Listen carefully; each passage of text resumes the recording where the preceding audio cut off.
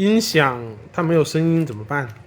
你看我这个是一套5.1的音响，那么没有声音的话，首先我们要点，你有没有点这里看一下是不是静音了？然后没有静音的情况下，你再按这里的选项，这里有个选项，我聚焦角啊，这里有个选项，好，进来看一下是不是这里的声音输出，选择到了一个电视机，把它改成音响，然后选了音响，听一下声音，看有没有问题。好，没有问题。但是还有一种情况就是，你看 DTS 的，也就是杜比音效的视频，它是没有声音的。这种情况的话要怎么办？也是点这个选项，然后给它切换到最左边设置这里，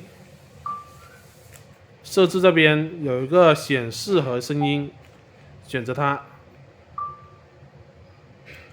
然后往下选，选到音频输出。好，就按照我这样子设置，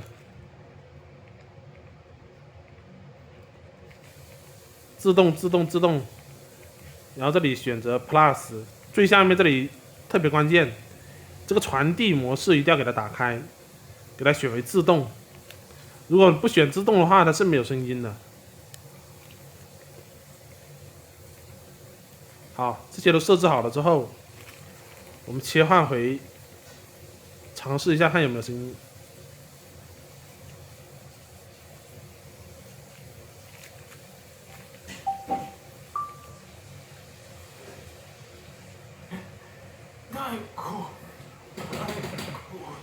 OK， 现在是有声音了，我们可以听一下。